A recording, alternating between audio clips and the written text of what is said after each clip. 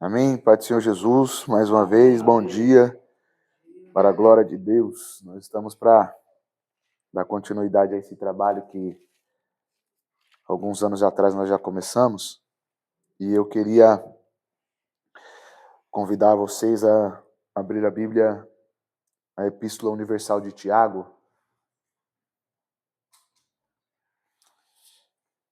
Epístola Universal de Tiago, o seu capítulo 4.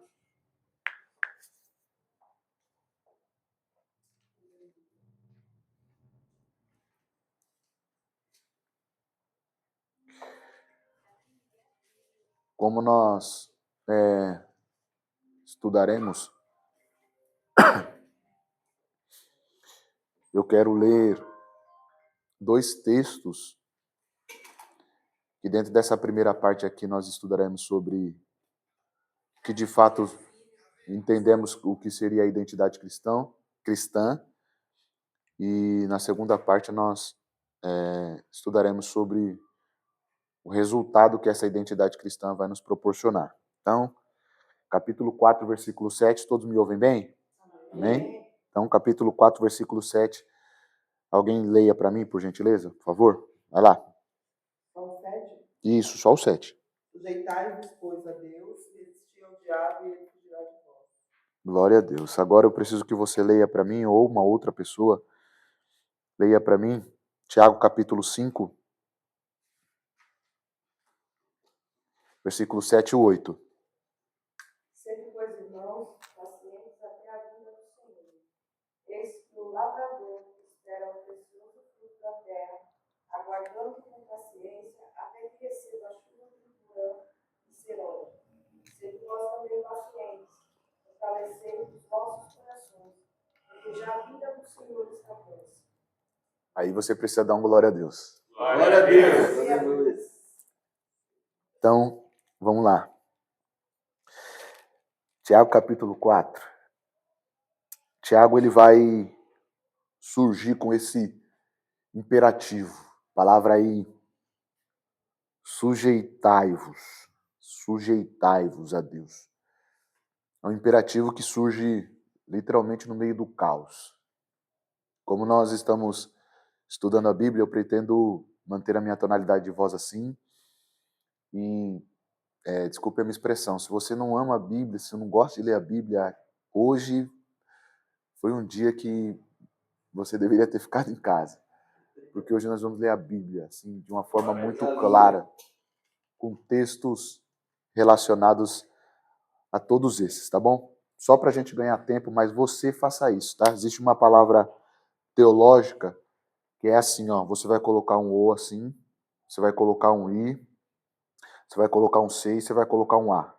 Aí mesmo, assim, dessa forma assim, ó, no seu caderno, no seu bloquinho de anotação, aonde você estiver anotando. Vai colocar dois pontos assim, ó. E aí você vai escrever aí, na frente, ó.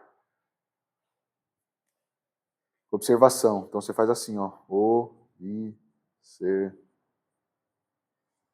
Observação. Aí você vai fazer assim, ó. Interpretação. Aqui, ó. Então você sabe que é isso aí, tá bom? Mesmo que tenha saído assim. Interpretação. Aí você vai colocar aqui o outro, ó.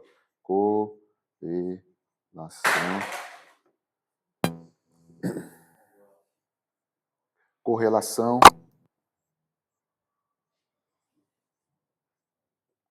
Então você tem aqui, ó, 4 palavrinhas importantes aí para você hoje.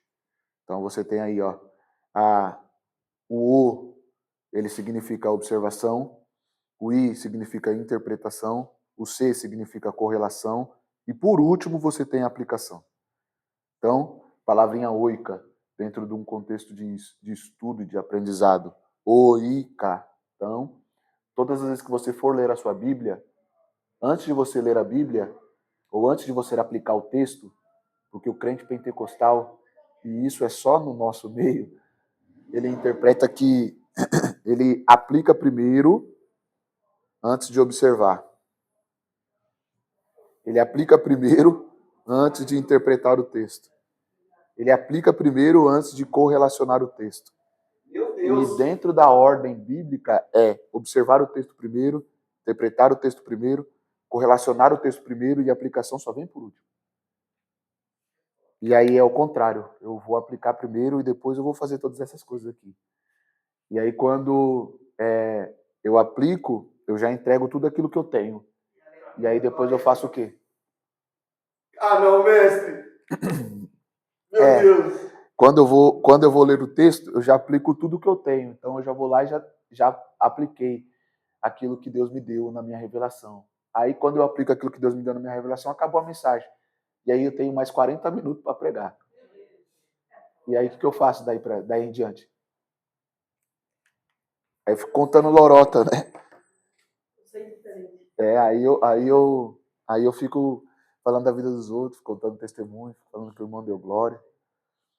Meu Deus. E aí é aqui que mora para nós o que precisamos aprender, tá bom? Então você está junto comigo? Sim ou não?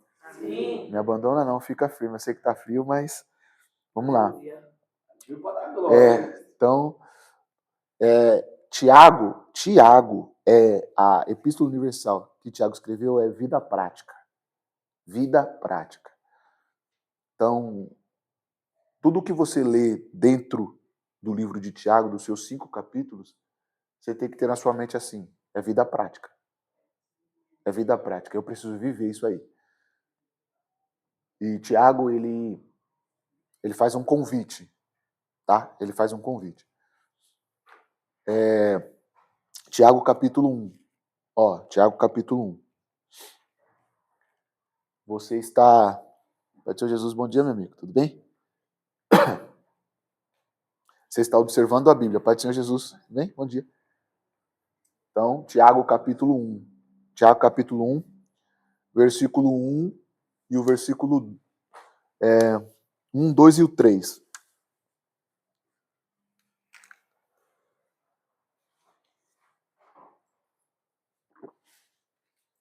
Vai lá. Tiago 1, 2 e 3. Se achou, pode ler. Tiago, servo de Deus e do Senhor Jesus Cristo. As 12 tribos que se encontram na diáspora. Saudações. A expressão do presbítero Beto, aqui do pastor Beto, já está diáspora, não é isso? Porque a dele já está traduzida do original. Mas a sua está dispersa e algumas outras vai dizer perseguição? Não, alguma tem perseguição?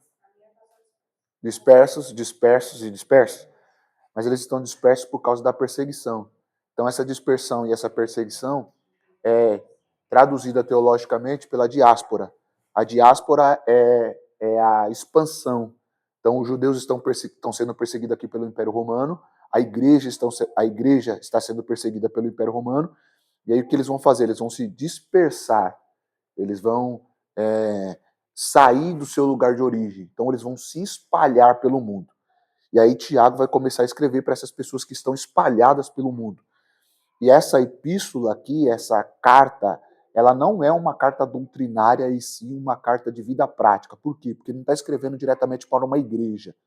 Ele não escreve para uma única igreja. Ele não está escrevendo assim para Corinto, para a igreja de Tessalônica, para a igreja de... Ele não está fazendo isso. Ele está escrevendo para os crentes que estão dispersos pela diáspora, pela perseguição. E aí ele vai mostrar para nós algo que eu não gosto, de fato eu não gosto. Um crente que gosta de passar por isso, eu acho que ele tem algum problema, mas é necessário. Versículo 2, por favor. Meus irmãos, tenham por motivo de grande alegria o fato de passarem por várias provações. Então, aí que tá. Ele convida você a sentir prazer, alegria nas provações. A minha tradução diz: tenha grande gozo. E a do Beto ela é mais assertiva, porque ela diz assim, passardes pela provação. passardes pela provação. Você consegue entender a grandeza? É só para você não dormir, tá bom? Pra você ficar acordado junto comigo, tá? Então, como nós brincamos lá na escola e eu não posso sair daqui com dúvida, então eu vou perguntar para você. Assim, bem tranquilo, bem calmo. Por que você tem que passar por provação? Por que, mestre? Que a gente tem que Eu passar não por sei, eu estou provação? perguntando para você para me saber. Para ser aprovado. Glória a Deus por isso. Isso é bom, maravilhoso. Para ser aprovado. Tá certo. Mas existe uma palavra-chave aí para nós. Essa palavra passardes por provação. Agora eu vou mudar. Eu perguntei por que eu preciso ser para ser aprovado. Amém, tá certo. Mas o que você entende quando você lê assim, passardes por provação, a não ser aprovado? Você já sabe que você está passando por ser aprovado. Mas o que essa palavra define? O que você consegue definir para mim assim, passardes por provação? O que você define isso aí, passardes? Como você consegue definir isso? Como você consegue entender passardes por provação? Porque eu fico só na palavra aprovação. É um momento, é uma fase. É aí que é um momento, que é uma fase. Então eu vou passar. Mas vai passar, aleluia. Eu vou passar. Então, essa expressão que ele utiliza na tradução do Beto é passardes por essa aprovação, ela é mais assertiva, porque eu entro na aprovação. Mas eu saio dela. Aleluia. Você vai entrar, mas você vai sair. Eu quero que você tenha na sua mente o público que Tiago está escrevendo. O público que Tiago está escrevendo são os judeus cristãos que estão sendo perseguidos pelo Império Romano e estão sendo massacrados por eles a ponto de morrerem pelo Evangelho. E aí ele falou assim, tudo bem, mas vai passar. Glória. Aleluia. Falei assim, eu estou vendo, mas vai passar. Isso passa. E aí ele vai dizer assim, no versículo 3, Beto, vai lá. Sabendo que a provação da fé que vocês têm produz perseverança. A sua tá perseverança e a minha tá paciência. Então são duas palavras que são chaves para nós aí. Então a prova vai produzir perseverança, paciência. Eu quero ler um texto aqui só para a gente fazer, ó. Então já vai a primeira aí, tá vendo? Então eu estou lendo aqui, estou observando o texto, certo? Então eu fui lá e coloquei aqui a observação. Nessa observação eu estou fazendo agora, ó, presta atenção como é que a gente está dentro desse contexto. Eu vou fazer uma correlação com o texto. Então eu tenho aqui, estou observando Tiago, ó, eu estou observando aqui Tiago, certo? Tiago. Aí eu vou aqui no capítulo 1, do 1 ao 3, certo? Foi o texto que nós observamos. Agora eu vou fazer uma correlação, vou sair daqui para cá, certo? E daqui para cá eu quero o texto de 1 Pedro, eu quero o texto de 1 Pedro, capítulo 1. Então eu estou aqui, ó, Pedro 1, a partir do versículo 6. É isso que é correlação. Então, você está estudando a Bíblia teologicamente, sistematicamente, sem perceber. Glória. Então, vamos lá. 1 Pedro, capítulo 1, versículo 6.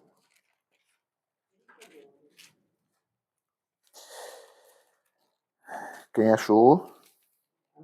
Em que vós grandemente vos alegrais ainda que agora importa, sendo necessário que estejais por um pouco contristados com várias tentações. Ó, então, se na do Beto é passardes por várias tentações, Pedro vai dizer assim, por um pouco. Eu vou repetir porque é melhor você dar um glória a Deus agora, porque depois vai engrossar o carro. Agora é a hora do glória. Então, é por um pouco. Glória a Deus. Por um pouco. E graças a Deus que é por um pouco. Por um pouco, né? Por um pouco. Paulo falou assim que nenhuma tentação ela é sobre-humana. Que você não consiga suportar. E com essa tentação, ou na verdade essa provação, porque Deus a ninguém tenta, essa provação, com ela Deus enviará uma porta de escape. Aleluia, Jesus. No meio de toda essa bagunça, essa turbulência, Deus vai enviar uma porta de escape. Aleluia, meu Deus. E você vai conseguir enxergar que Deus é bom. Amém? Continua lendo para mim, por favor, Pedro, capítulo 1. Vai lá. Isso, pode ser. O 7, né? Terminou aí, vai o 7. Para que a prova da vossa fé, muito mais preciosa do que o ouro que perece, é provado pelo fogo. Se acha em louvor e honra e glória na revelação de Jesus Cristo. Então a sua fé ela é provada como ouro. Então, duas coisas aí. O ouro é um metal muito precioso. Então, se ele compara a sua fé com o ouro, isso implica dizer que a sua fé é preciosa. Amém ou não amém? Glória. Agora, eu preciso que a senhora leia para mim o versículo 8. Vai lá. Vai. Ao qual, não havendo visto, a mais no qual, não vendo agora, mas crendo, vos alegrais com um gozo inefável e glorioso. Isso é maravilhoso, viu? Eu vou continuar lendo, porque senão eu fico só aqui, né, velho? Mas, alguém de vocês já viram Jesus? Sim ou não? Não. Você já viu Jesus? Você crê nele? Sim. Lê, é isso que você tem que ler o texto e perceber. Leia de novo o 8. Vai. E ele está falando de Jesus. Vai. Ao qual, não havendo. Você viu Jesus? Não. Viu ou não? Não. Então vai. A mais. Então, você não viu, mas você? Não. Vai. No qual, não vendo agora. Agora você não viu. Não, não. Agora você não viu. Glória. Aleluia. E você crê, sim ou não? Sim. Aí desculpa, só uma cutucada, mas eu já volto pro texto. Aí fica um monte de crente, e só crente pentecostal que faz isso, tá bom? Você é pentecostal? Glória a Deus. Aí eu quero judaizar a igreja.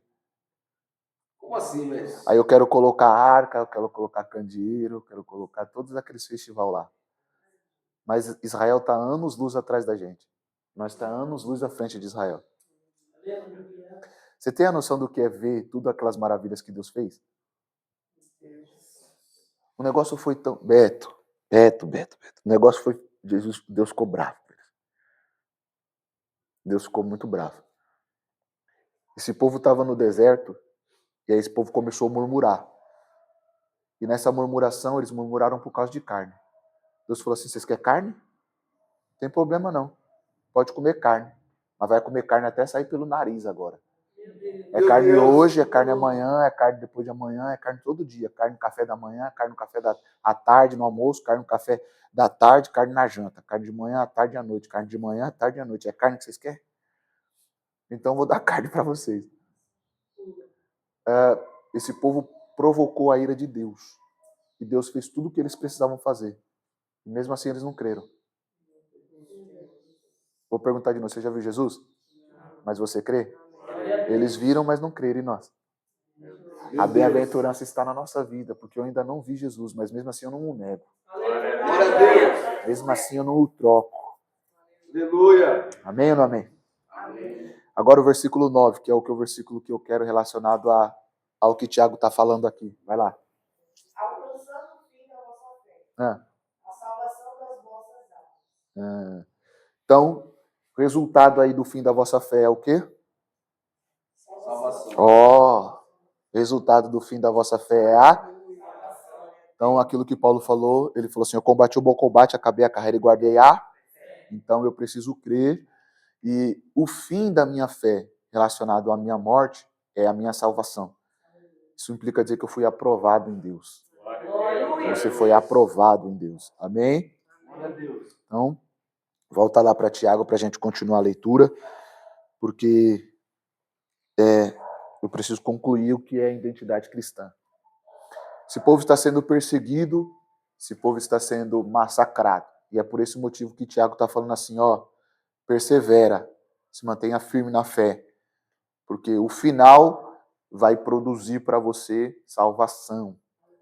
final vai produzir para você salvação. Então, o Tiago é vida prática. E aí, no meio dessa vida prática, no meio desse cotidiano, algumas pessoas se entregaram literalmente aos acontecidos, aos acontecimentos, e eles abandonaram a fé. Estavam abandonando a fé. E aí Tiago vai nos alertar, literalmente, em relação àquilo que ele, ou o comportamento cristão deveria fazer. Por isso que você leu aqui juntamente comigo.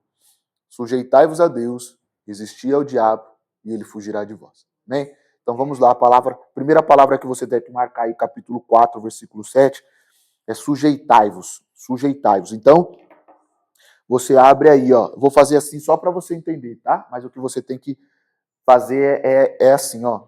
Então, vou marcar aqui a palavra fé, tá vendo? Palavra fé. Você vai fazer um parênteses aí, ó, nessa palavra fé, mas na sua Bíblia é sujeitai-vos. Então, eu vou aqui, ó, para ficar fácil, ó.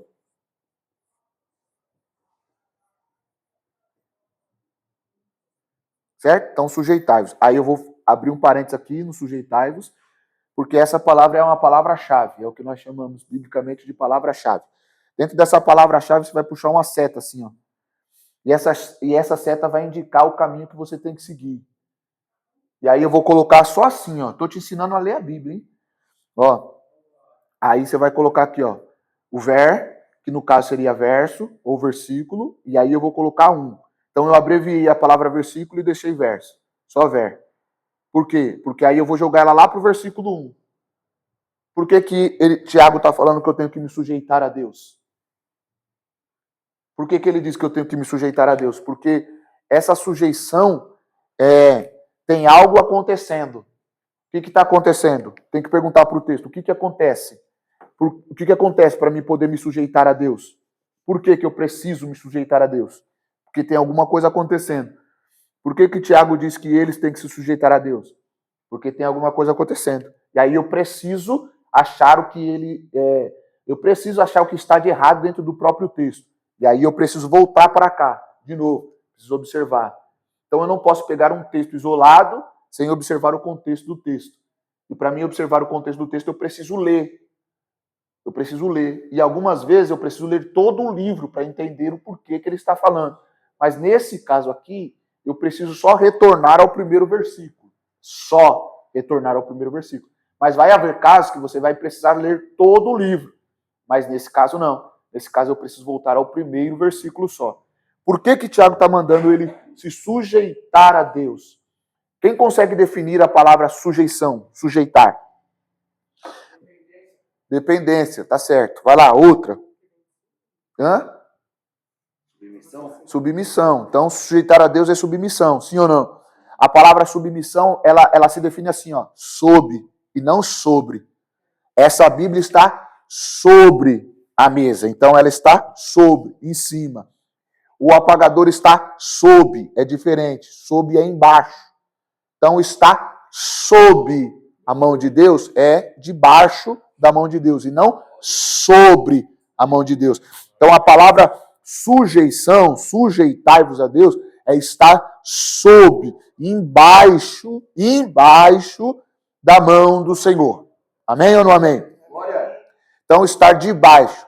E o que eu entendo com isso? Vou fazer uma pergunta, e essa pergunta é muito peculiar, e eu sempre vou dizer. Todas as vezes que você me ouvir dizendo, pregando ou ensinando em relação a isso, eu vou fazer essa mesma pergunta. Você aceitou Jesus, sim ou não? Sim. Sim ou não? Sim. Tá crente firme, sim ou não?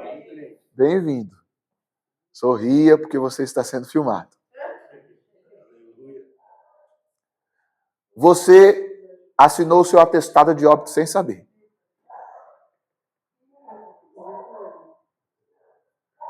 Por quê? Porque só pra gente aqui, uma única pessoa e as outras fiquem aí, tá bom? Uma única pessoa, Lucas capítulo de número 9. Uma única pessoa se propõe a ler, as outras marquem aí, mas Lucas capítulo 9, versículo 23.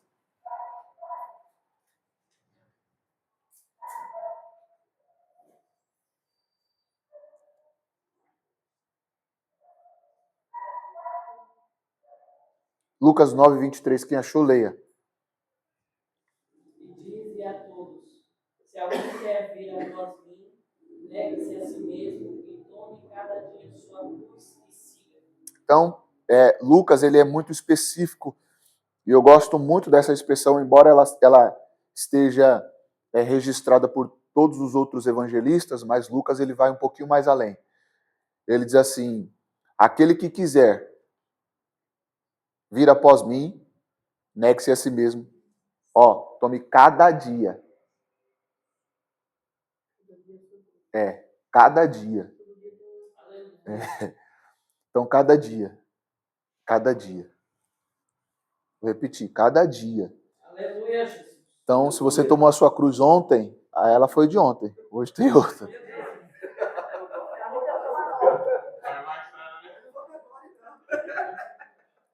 Então, se ontem foi, hoje vai de novo.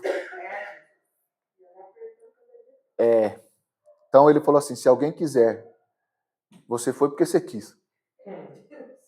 Você entrou porque você quis. Que violência. Se alguém quiser, entrou porque você quis, ninguém te forçou. Você foi porque você quis entrar.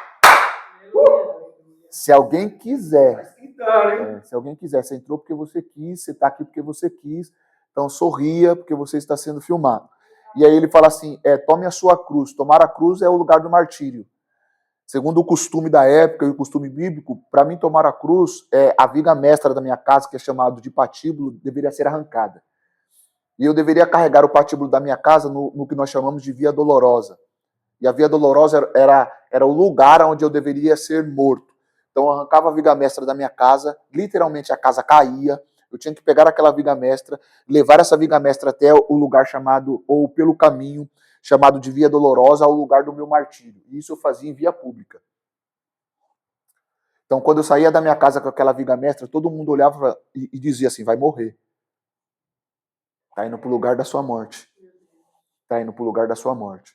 Então quando você aceitou Jesus, você assumiu um compromisso público com a cruz de Cristo. Aleluia. Vou repetir. Todo mundo vai ter que ver que você está levando a sua vida para um lugar do martírio. Meu Deus. Todo mundo tem que ver que você está levando a sua vida para um lugar do martírio.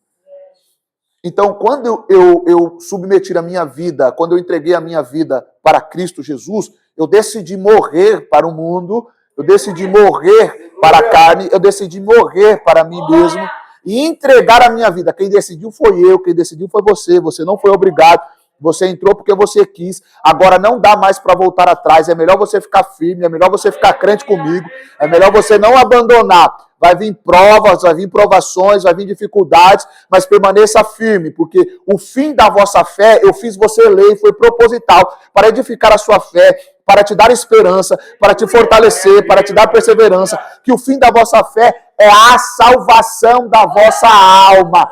Você vai morrer salvo em Jesus, para a glória de Deus. Então é melhor você continuar firme, é melhor você continuar crente, porque o que tem para você é salvação. Então você entregou a sua vida para Jesus, sim ou não? Então é melhor se submeter a Ele, se sujeitar a Ele, se colocar debaixo das mãos do Senhor. Por quê? Porque esse povo aqui, ele não estava fazendo isso. Esses crentes aqui não estavam fazendo isso. E aí eu preciso chamar a sua atenção novamente para observar o texto. Agora eu vou lá para o versículo 1. Vai lá. Tiago capítulo 4, versículo 1. Vai. Quem achou, leia.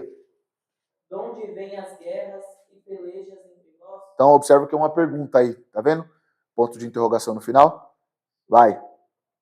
Porventura, não vem disto, a saber dos vossos deleites? Tiago faz a pergunta e essa pergunta é uma pergunta retórica porque ele já sabe a resposta. Ou ele vai dar a própria resposta. Então ele fala assim, de onde vêm as pelejas? Dentre vós. Ele está falando, está no meio de vocês, é a primeira coisa. A segunda coisa, ele vai responder, não vem disto a saber. Então ele responde o que ele mesmo perguntou. Ele não deixou ninguém responder, ele vai responder o que ele mesmo perguntou. Aí o primeiro você tem que marcar aí, deleites. A sua está como, velho? A minha está cobiça. Então a palavra deleites é a sua cobiça.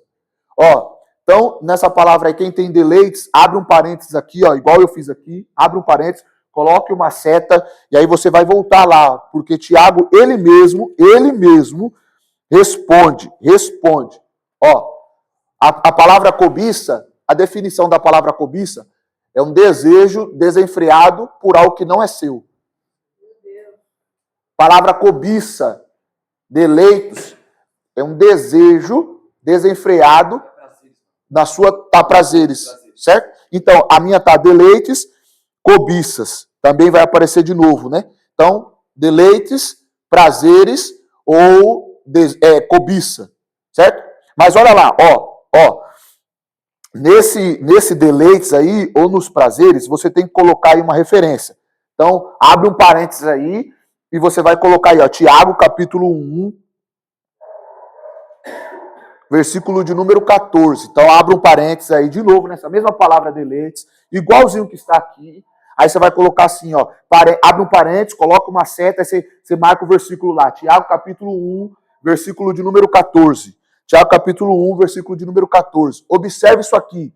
Eu vou ler o texto e você preste atenção. Tiago, capítulo 1, versículo 14, está escrito assim, ó, mas cada um é tentado e engodado e atraído pela sua própria concupiscência. Então tá dentro de você isso aí.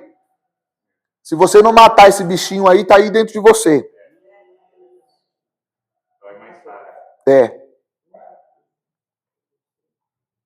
Aí o versículo 15, depois de havendo a concupiscência concebido, dá a luz ao pecado. Preste atenção. E o pecado sendo consumado, gera a morte. Isso aí está dentro de você.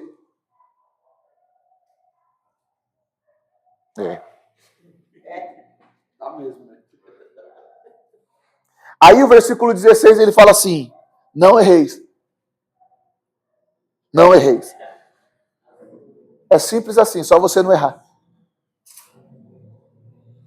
Então, a resposta para Tiago capítulo 4, versículo 7 é sujeição. Mas por que eu tenho que me sujeitar? Porque dentro de mim, tem os deleites. Dentro de mim tem a cobiça. Vai, continua lendo, meu amigo, para a gente continuar. Vai. Nós, vossos membros, guerreirei. Vai. Aí o versículo 2, vai. Cobiçais e nada tendes. Sois invejosos e cobiçosos, e não podeis alcançar. Combateis, guerreais e nada tendes, porque não pedis. Então vamos lá.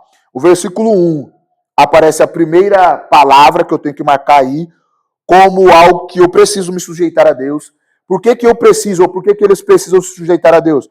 Por causa dos seus prazeres, por causa dos seus deleites ou cobiças, certo? Então, eu tenho a primeira palavra aí, deleites, a segunda é cobiça, que já está no versículo 2, que vai encabeçar o início do versículo 2, e no meio do versículo 2 eu tenho uma terceira palavra que significa inveja, ou invejoso. Então, são três palavras que aparecem no versículo 1 e no versículo 2, apontando algo que está errado dentro deles. Então, eu tenho deleites, eu tenho cobiças e eu tenho inveja. Aí, o versículo 3, crente pentecostal ama isso, em ler o texto fora do contexto. Porque o versículo 3, vai lá. Pedes e não recebeis, porque pedes mal, para guardares os vossos deleites. Para gastares em vossos deleites. Aí o crente pentecostal fala, eu estou pedindo errado. Porque o que eu estou pedindo é para me usar e não é para me usar na obra do Senhor.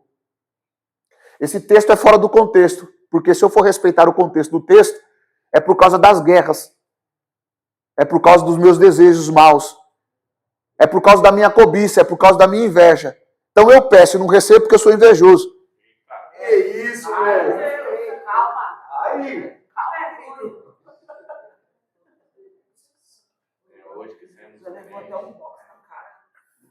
Eu peço e não recebo porque eu sou cobiçoso. Não posso ver nada que é dos outros que eu quero também. Vou de novo, a cobiça é um desejo desenfreado por algo que não é meu.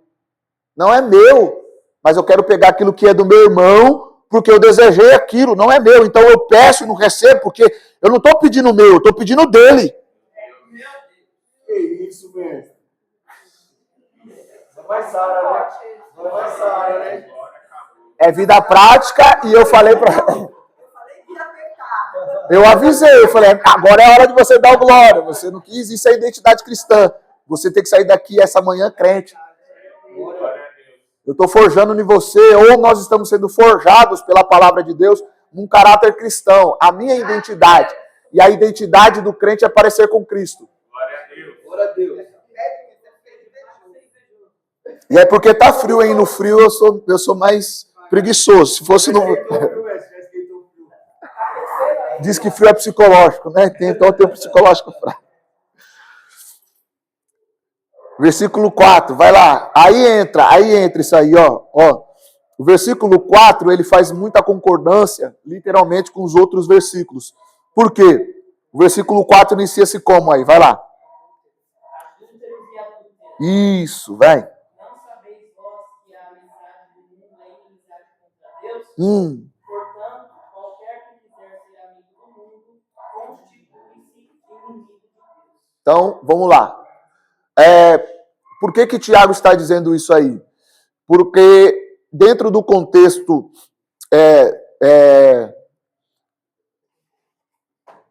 de que essa igreja está vivendo, estou procurando uma palavra para não ser muito ofensivo, mas o adultério aqui não é a prática do ato com o sexo oposto. Não é ato libidinoso entre o sexo oposto. Aqui é caracterizado como adultério espiritual. Então, o que Tiago está querendo dizer para eles é o seguinte: vocês estão abandonando a Deus, e isso é caracterizado como um adultério espiritual. Porque dentro do contexto bíblico, a igreja ela é interpretada como a esposa de Cristo. Se você é esposa de Cristo e se relaciona com outra coisa a não ser a Cristo, com outro Deus a não ser a Cristo, com outra vida a não ser aquilo que Cristo te submeteu, ou você se submeteu, é caracterizado como adultério espiritual. Então, quando o Tiago olha aqui, ele não está falando de fornicação ou sexo oposto entre marido e mulher, entre um amante e uma amante. Ele não está dizendo isso. Ele está falando assim, vocês estão em adultério espiritual. Por quê? Porque vocês estão abandonando a cruz. Meu Deus. Vocês estão abandonando aquilo que você decidiu carregar diariamente. Vocês estão abandonando o seu compromisso. E aí Tiago vai gritar em voz alta: adúlteros e adúlteras, vocês estão entregando a sua vida ao mundo. E agora que eu pego aqui, por quê? Porque Tiago vai apresentar 3 inimigos declarados de Deus. 3, você anota aí, e eu já volto para o versículo 4. O versículo 4 apresenta é o mundo. O primeiro inimigo declarado de Deus é o mundo. O mundo é inimigo declarado de Deus. O segundo está no versículo de número 6. Soberbos. Os soberbos são inimigos declarados de Deus. E o terceiro está no versículo de número 7. Satanás. Se você não pregar, eu vou pregar. Os 3 inimigos de Deus. O mundo, os soberbos e o diabo. Os 3 inimigos declarados de Deus. Então, o primeiro deles aí é o mundo, sim ou não? Então, eu te fazer uma pergunta. De onde Deus tirou? Da onde? Então, por que você quer voltar para ele se ele já tirou de lá? Que isso, velho? Aí!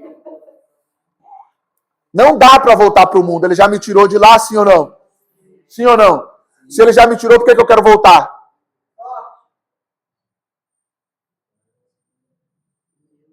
Se eu tenho identidade agora, mestre! Bater palma para soltar o sangue para aquecer, Márcio. Aleluia! Aleluia! Por que eu quero voltar de um lugar que ele me tirou? Sendo que eu tenho identidade agora. Por que você quer... é muito simples, muito simples. Se ele te tirou, o que eu quero voltar? Você não tem mais características mundanas. Glória! Não dá mais para me voltar para um lugar de onde ele me tirou. Porque se eu voltar para o lugar de onde ele me tirou, isso implica dizer que eu não passei pela cruz. A cruz não tem efeito para mim. A cruz não me libertou, eu não fui liberto. Você aceitou Jesus, sim ou não? Sim. Você entrou, sim ou não? Glória a Deus. Vou falar de novo, sorria. Aceitou porque quis. Aceitou porque você quis. Aceitou porque você quis. Quais eram os elementos que faziam eu ficar preso na cruz? Os objetos. Os pregos. Então vamos lá. Para mim não descer da cruz eu preciso do quê? Para mim não descer da cruz eu preciso do quê? Então eu preciso de 3 elementos. Quais são? 3 objetos. Quais são? Pregos.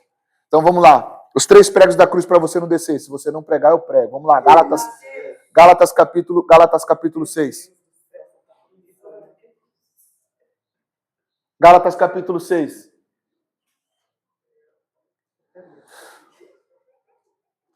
Gálatas capítulo 6, seu versículo de número 14.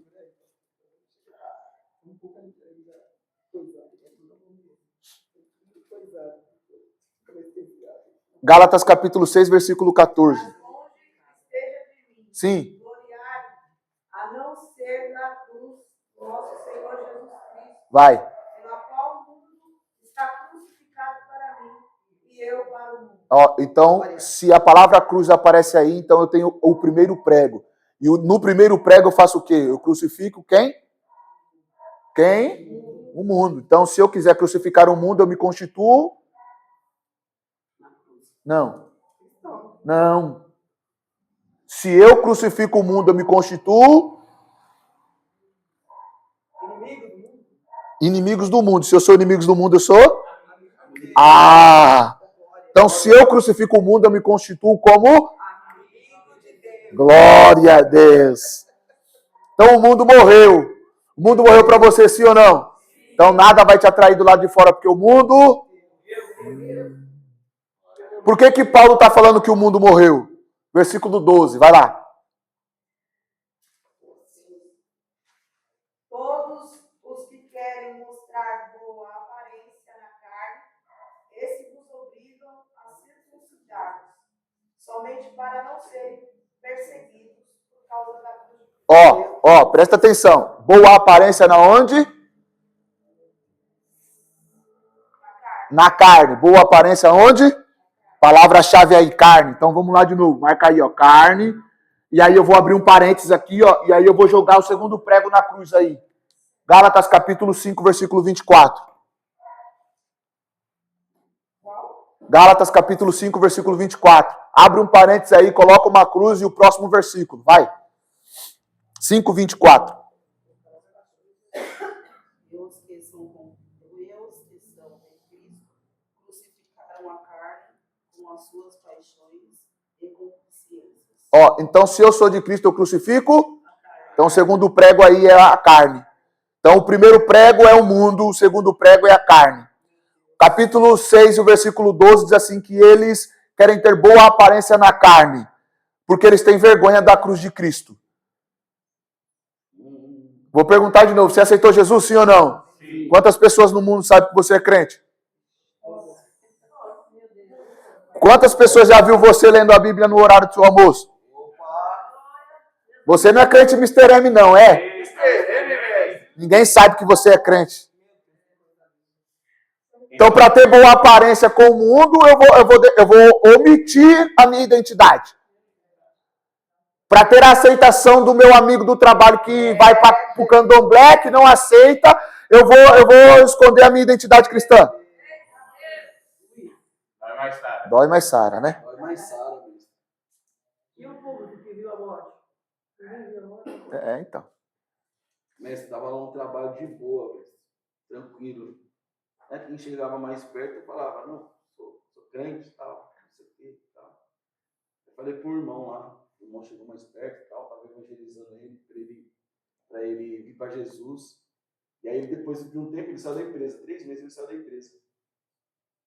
E aí, passou um ano, ele voltou.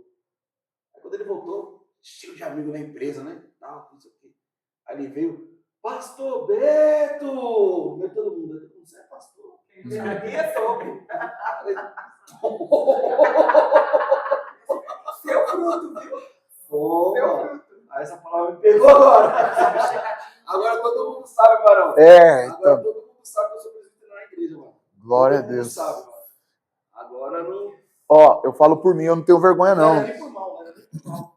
Eu não tenho vergonha, não. Quantas vezes na empresa mesmo, já saco da minha espada, já desembanho a minha espada lá no horário do almoço, sento lá no meu canto e todo dia tenho minha Bíblia lá, todo dia eu tenho meu devocional, embora seja tempo curto, mas eu tenho lá e todo mundo tem que entender.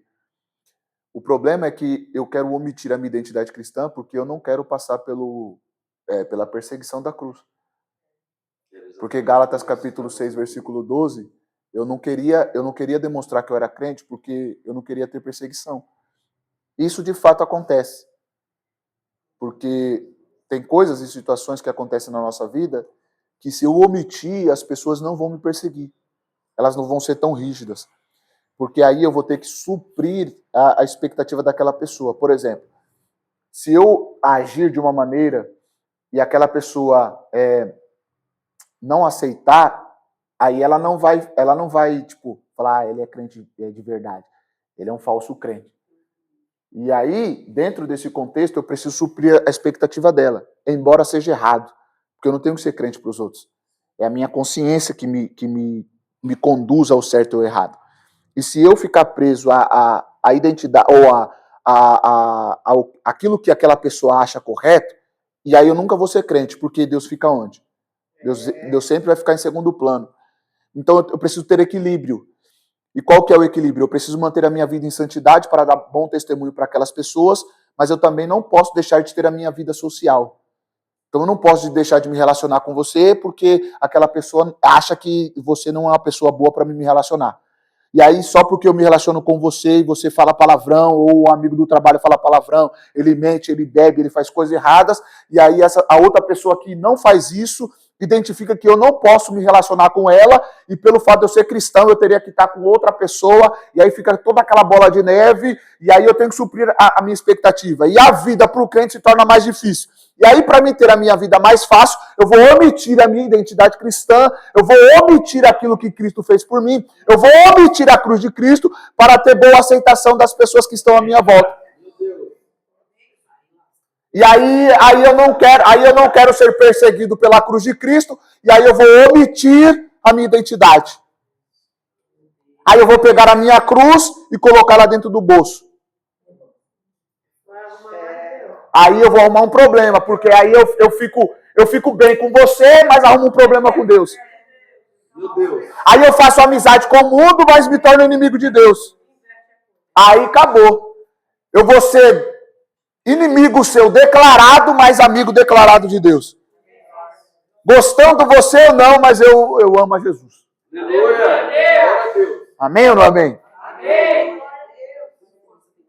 E tem que ser assim. E desculpa a minha expressão.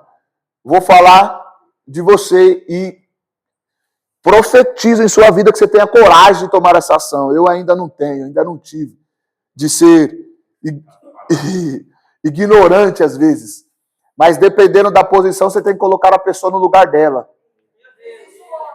Tem que colocar no lugar. Fala assim, eu falo assim, você não tem nada a ver com a minha vida. Cuida da sua vida. É muito simples, muito simples. Um crente que quer cuidar da vida do outro, isso serve para nós, tá? Não é só para quem está fora, mas é para quem está dentro mesmo. Vou falar e pronto, acabou. Você tem no mínimo 3 vidas para você cuidar. 3. Você tem a vida do espírito, você tem a vida da alma, você tem a vida do corpo. Você tem o zoe, você tem a psique e você tem o bios. 3 vidas no espírito. Para que você quer cuidar da vida do outro se você não dá conta nem das suas 3? Isso. Você não dá conta nem das suas 3, quer cuidar da vida do outro. As suas 3 vidas estão todas desorganizadas, todas fora do padrão, e aí você quer encontrar motivos dentro da sua vida que está desorganizada para consertar a vida do outro, segundo aquilo que você identifica que é certo. Se é certo, porque a sua não está de acordo. Falei para você que você ia sair daqui crente essa manhã.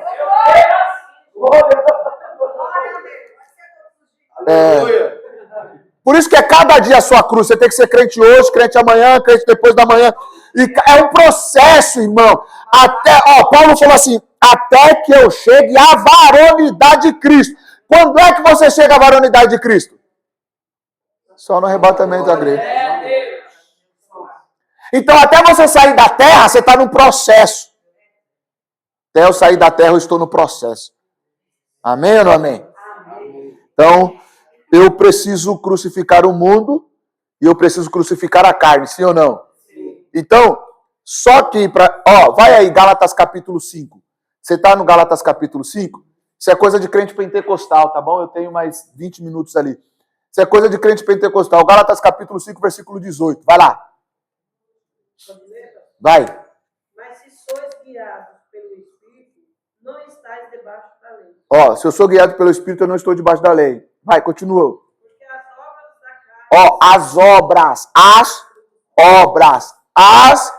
no plural, as obras. Vai lá. São conhecidas, as quais são adúltero, Vai. prostituição... Então, segura.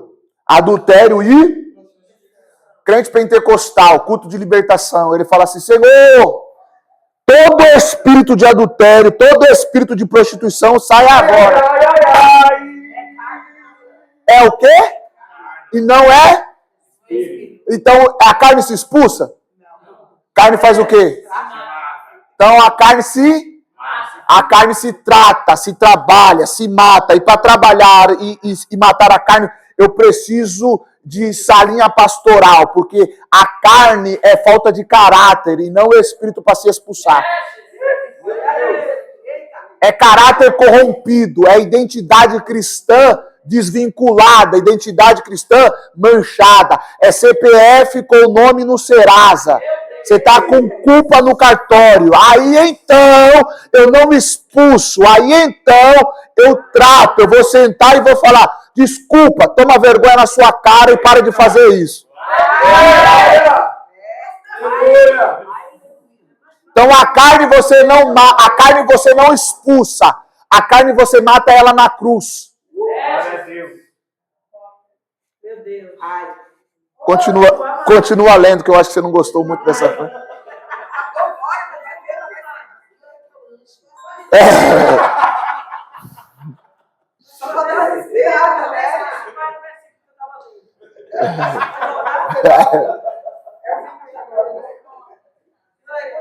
Vai. Vai, continua. Prostituição, impureza e lascívia. Vai. 20.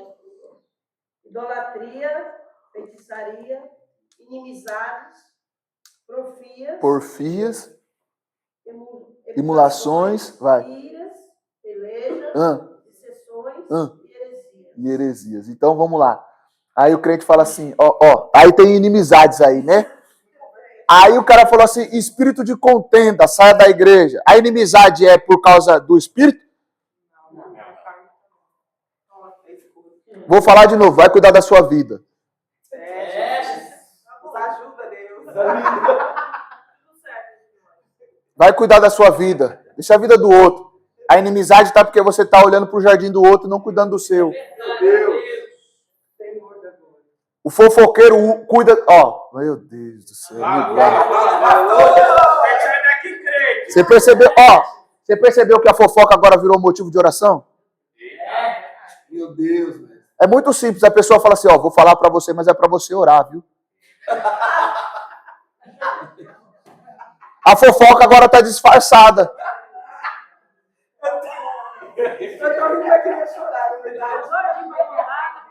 A fofoca, presta atenção. Eu também nem vai orar. Além de tudo, um fala e o outro nem ora. Corta. Vou falar para você de novo. Mais uma vez, eu profetizo na sua vida ousadia para você cortar. Falar, não quero. Não fala para mim, não. Quero ouvir, não. Porque aí você é cúmplice. Meu Deus. Então tem algumas coisas aí, como as heresias. O outro fala, espírito de heresia. Não vai sair. E Paulo falou, é bom que esteja no nosso meio. Paulo falou. Depois você lê 1 Coríntios capítulo de número 11. Está no nosso meio e é bom. Para saber quem é e quem não é.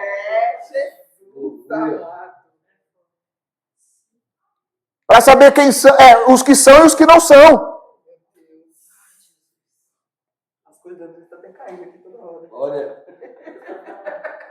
O primeiro prego é crucificar o mundo. O segundo prego é crucificar a carne.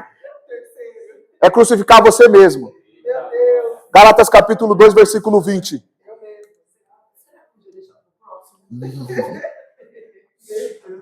Vai lá, achou, leia.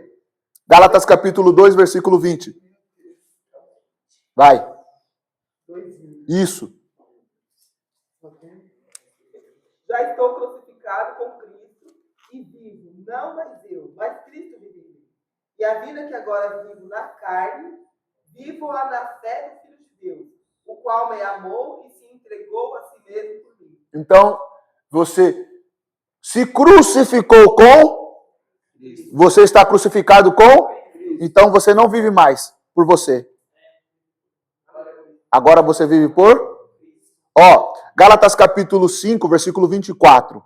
Olha a concordância que eles vão fazer. Olha o que Paulo está falando. Se você entregou a sua vida para Cristo, Gálatas capítulo 5, versículo 24, com Gálatas capítulo 2, versículo 20. Vai lá, o 24. Os que são de quem? Os que são de quem? Você morreu, sim ou não? Você está crucificado com Cristo, sim ou não? Então você pertence a quem? Então os que são de... E tem aqueles que não são de Cristo. Filipenses capítulo 3.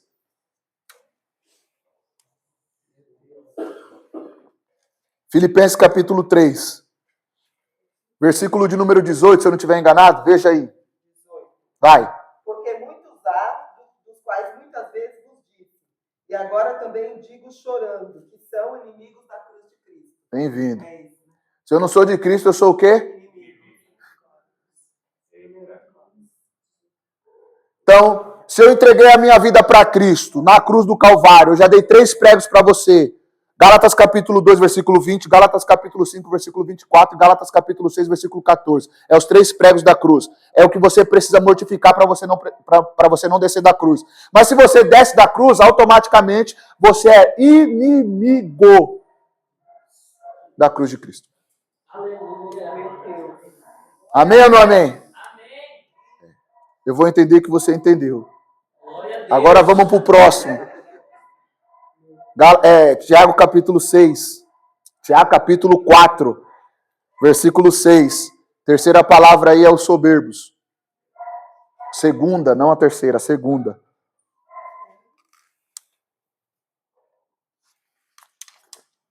A segunda é os soberbos. Está no 4, 6. 4, 6, vai lá. Antes ele dá maior graça. Portanto, diz: Deus existe aos soberbos, mas dá graça aos humildes. Deus resiste a quem? Então você tem que colocar aí, abrir um parênteses aí, palavras-chave, palavras-chave. Por quê? Por que todas as vezes eu falo para você fazer isso, ou em diversas palavras? Porque essas são as palavras que você deve dedicar mais tempo. Foi difícil para mim descobrir isso. Você está recebendo assim, demorei para me entender isso. Então são palavras-chave. Essas palavras-chave você deve se dedicar mais, olhar mais, pegar um dicionário online, tem que entender o que essa palavra significa, entender o que o soberbo significa, entender o que é resistência, entender tudo isso. Então cada palavra que você estudar ela na sua origem, o que ela significa, isso vai ampliando o seu entendimento e você vai gravando essas palavras no seu coração. Você vai se tornando mais crente. Amém? E isso vai me ajudar na interpretação. E não só na interpretação, mas também na aplicação. Porque se eu entendo o que aquela palavra significa através da interpretação, eu vou aplicar da maneira correta. Glória! Aleluia! Então, se eu entendo que aquela palavra, o que eu fiz com você, lendo esses diversos textos, é o que nós chamamos de correlação. A correlação, ela vai me dar força para a minha argumentação, porque eu estou dentro do texto. E se eu tenho a palavra mundo dentro do texto, eu isolei uma palavra-chave.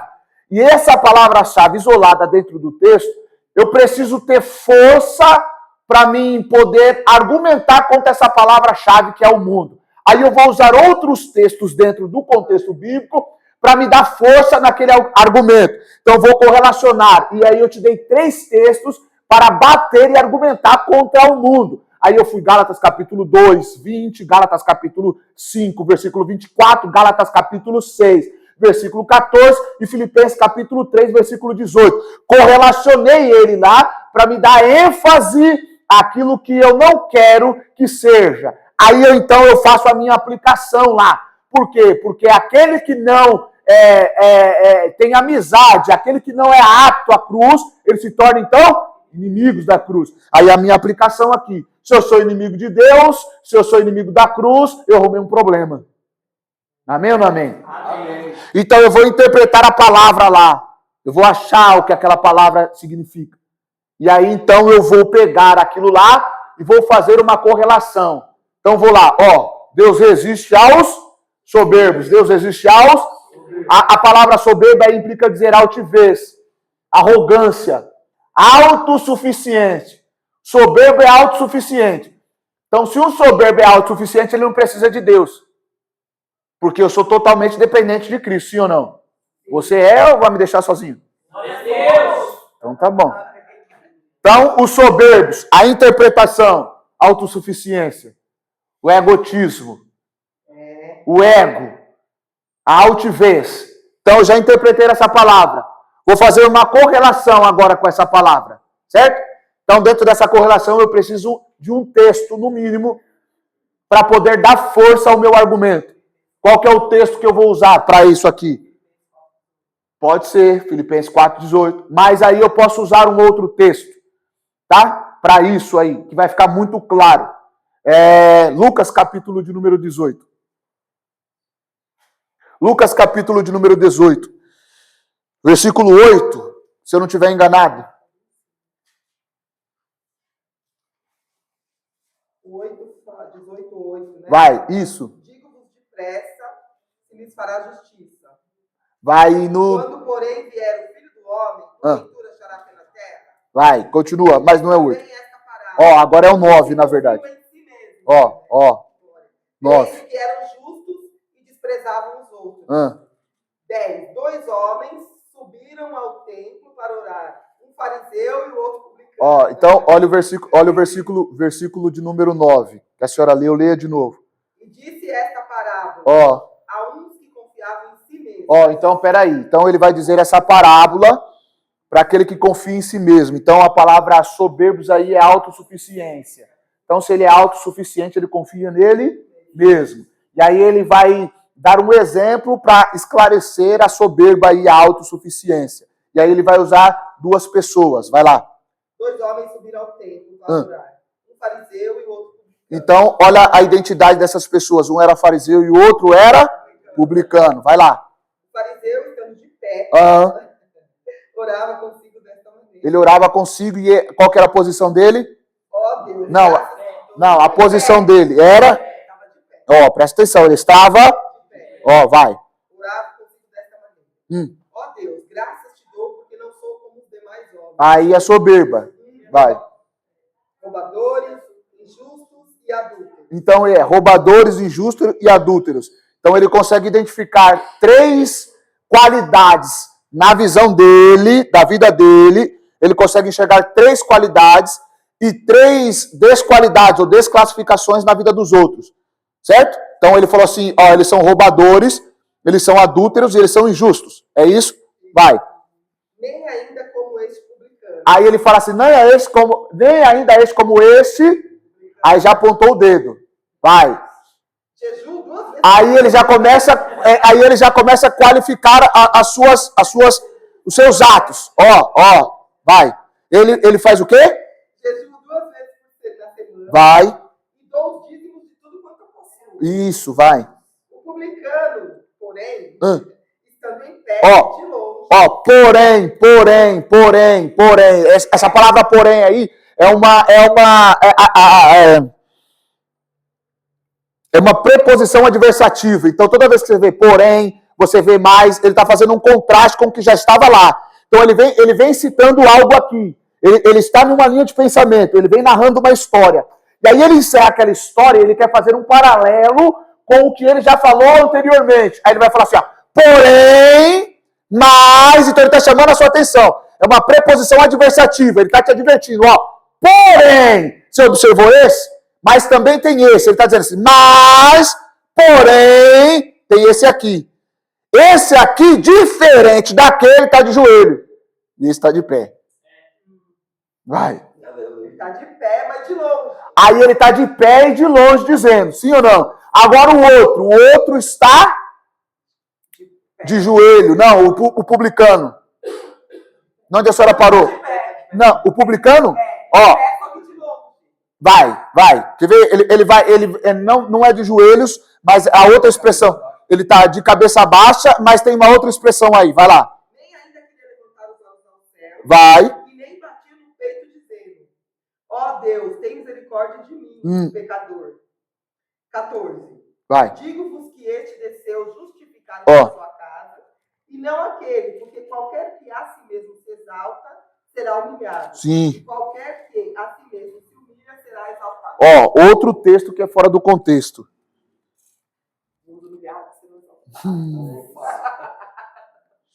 Aí a gente pega isso para poder se confortar, né? Mas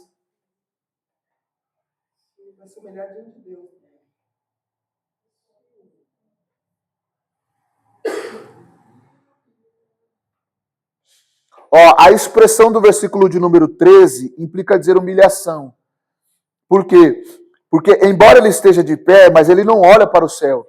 Porque ele reconhece o erro que ele está cometendo. Então, aí ele não quer olhar para Deus. Então, pelo fato dele não olhar para Deus, ele implica dizer humilhação. Ele está sujeitando ao Senhor. E aí a pergunta que Jesus vai dizer, ou vai fazer aqui, que aquele que se humilhou perante ele está sendo exaltado. Então, ele desce, olha, ó, e digo-vos, versículo 14, que este desceu justificado e o outro não. Por que ele desceu justificado e o outro não? Porque o outro foi soberbo. E o soberbo não tem justificação. Porque o soberbo, ele se auto-justifica. E a auto-justificação não dá para estar diante de Deus.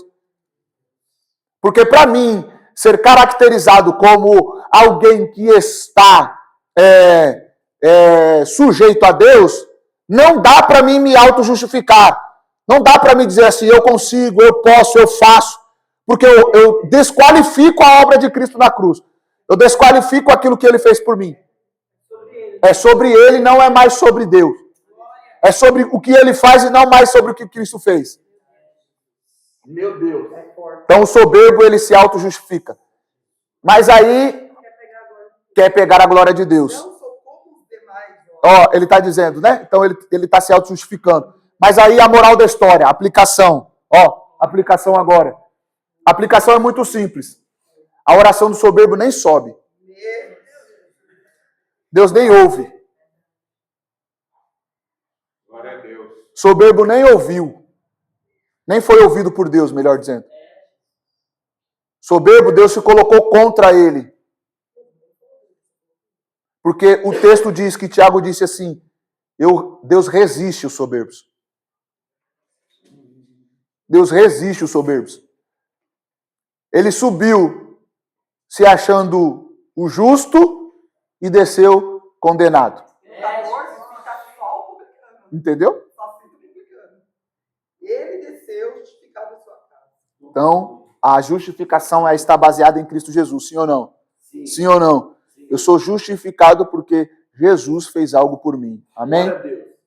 Agora, a terceira e a última palavra, porque eu já passei 5 minutos ali do meu horário, mas eu quero encerrar. Então, a palavra aqui, ó, sujeição, tá vendo? Sujeitai-vos. Então, por que você se sujeita a Deus? Uma pergunta, vai lá, por que você se sujeita a Deus? Tá certo. Outra. Tá certo. Outra, vai. Tá certo. Eu quero mais uma, vai, tem uma aí. Vai. Vai. Ó. Vou acabar com a sua agonia.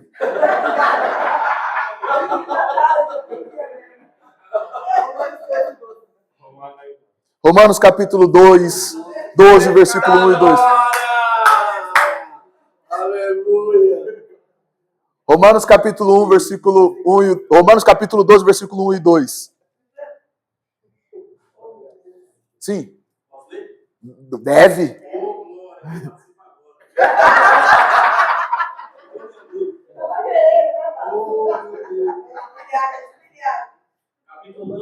Isso.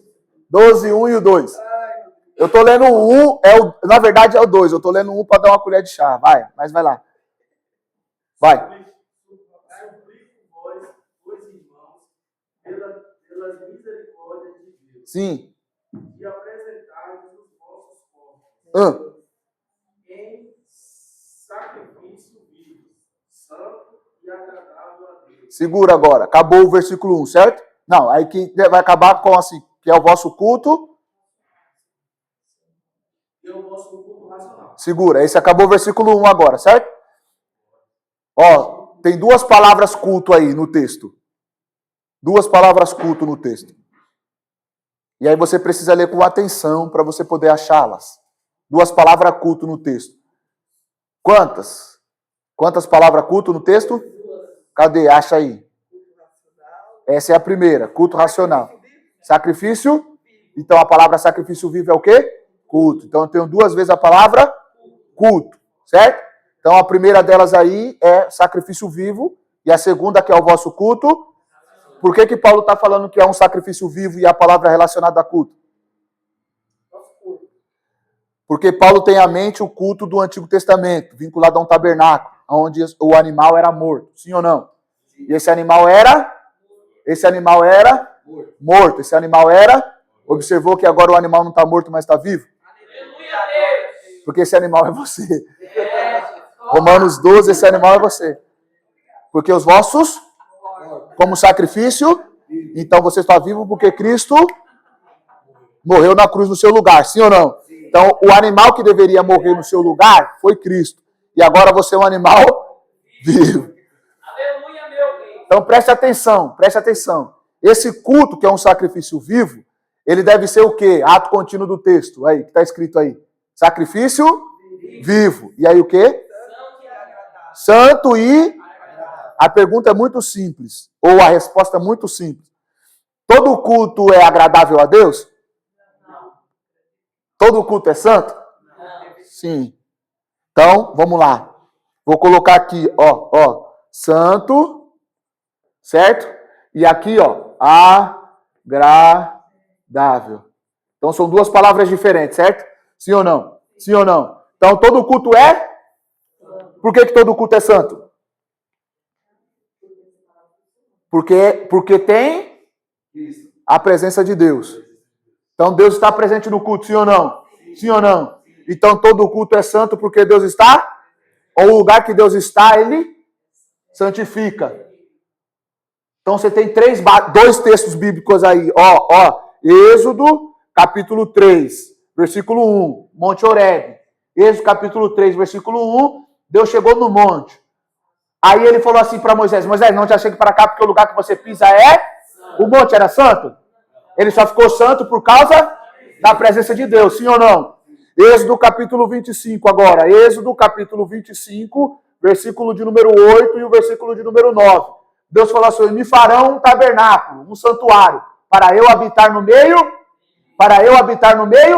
de acordo com o que nós lemos em Êxodo capítulo 3, versículo de número 1, a presença de Deus no ambiente santifica o lugar. Então, se Deus fez um tabernáculo e Ele está presente, aquele ambiente é? Deus está nesse culto? Deus está no ambiente da igreja? Sim ou não? Então, o ambiente que Deus está, o lugar é? Então, todo culto é? Mas todo culto é agradável a Deus?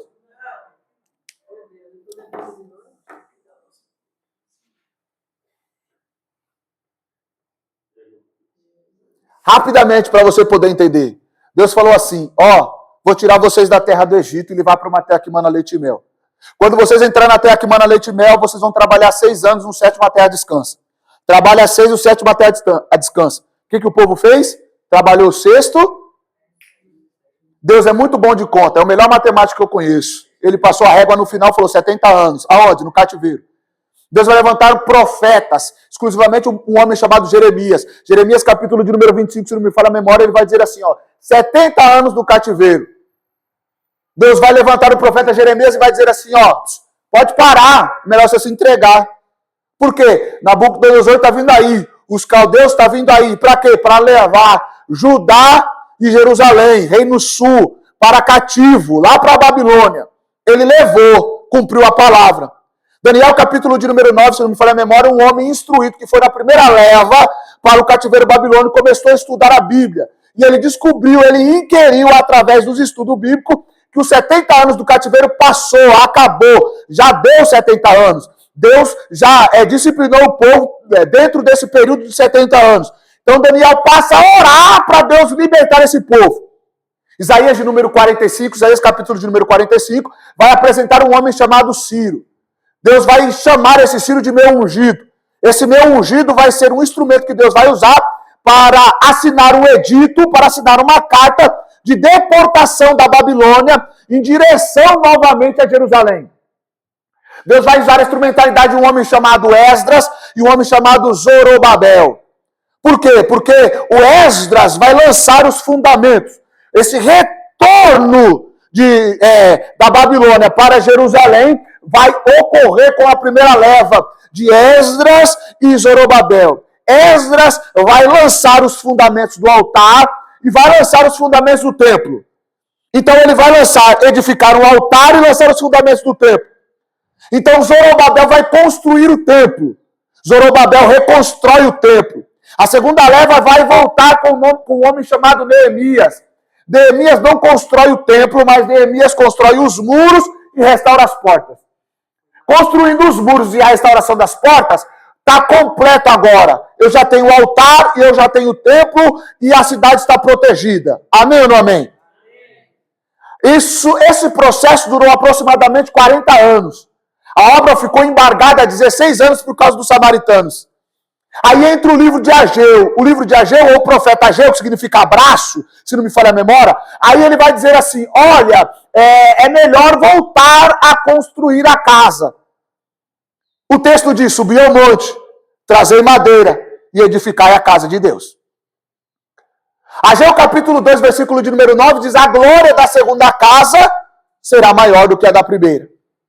Então, dentro desse contexto de adoração, Neemias capítulo de número 8, a Bíblia vai dizer que Neemias se coloca de pé, juntamente com Esdras, para poder ler a palavra de Deus. Esse povo ouve a palavra, anima o seu coração, esse povo chora, porque volta a ouvir a palavra no seu dialeto original, no hebraico e não no aramaico. O povo está feliz, culto pentecostal. Mas num determinado momento, Malaquias vai denunciar.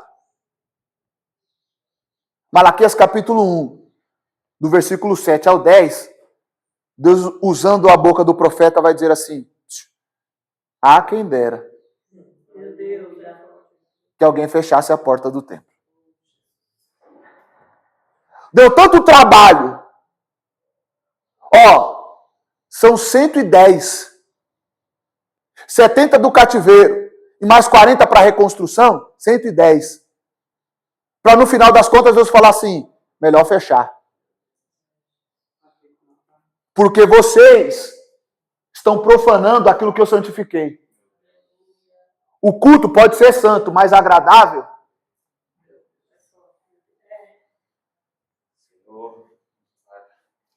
São duas coisas distintas umas das outras. Por que eu estou submisso a Deus? Está no texto. E eu já volto para cá. Está no texto. Vai lá, Romanos capítulo 12, versículo 2 agora. Romanos capítulo 12, versículo 2. Vai, leia, meu amigo. Não sejas conformado com este mundo, mas seja transformado pela renovação da vossa mente, para que experimenteis qual é a boa, agradável e perfeita vontade de Deus. A resposta é simples. Por que você tem que se sujeitar a Deus? Experimentar a boa, perfeita e agradável vontade Por que eu me sujeito a Deus? Eu resolvi entregar a minha vida para Deus porque eu entendi através daquilo que ele fez na cruz que a vontade dele é boa. Glória. Aleluia, meu rei. Então, se a vontade dele é boa, perfeita e agradável, por que eu não quero o agradável?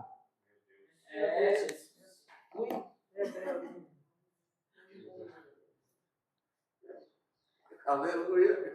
Aleluia.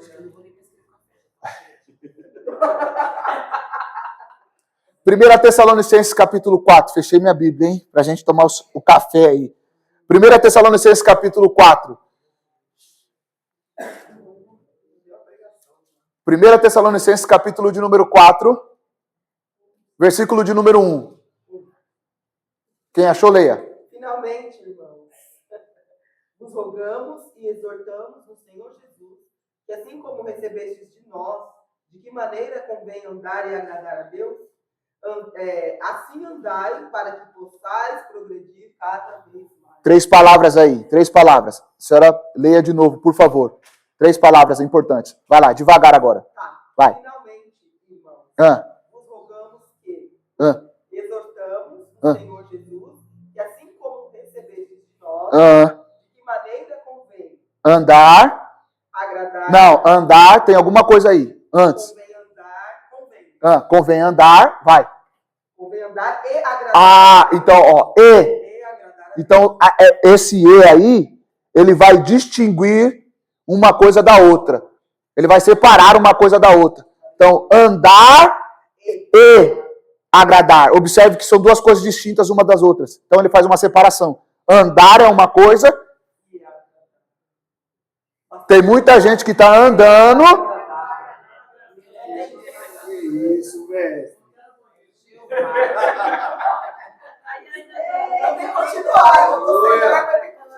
Aí eu vou, o povo andou quantos anos no deserto com Deus? Agradou?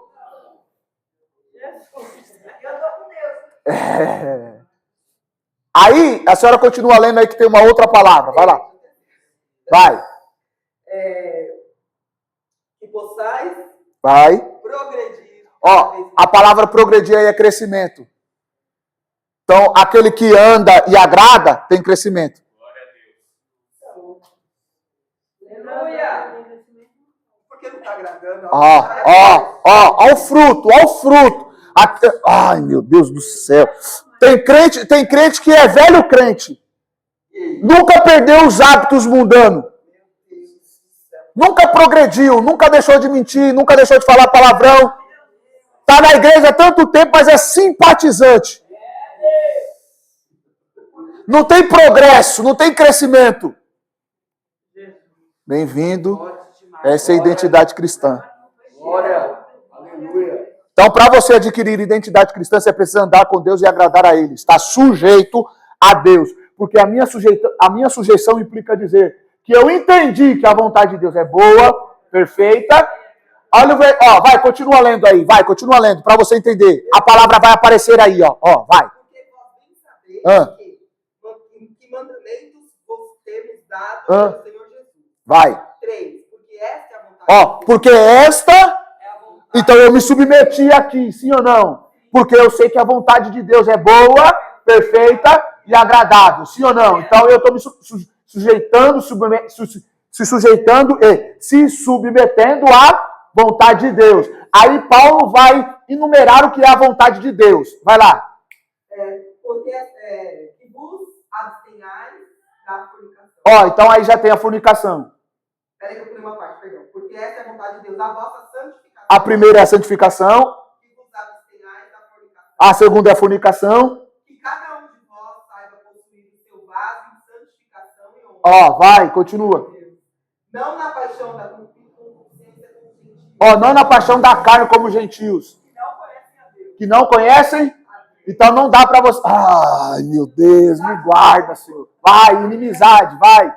Ninguém oprima ou engane a seu irmão em negócio algum. Porque o Senhor é vingador de todas essas coisas. Então se comprou? Então a tia da cantina não precisa ficar cobrando.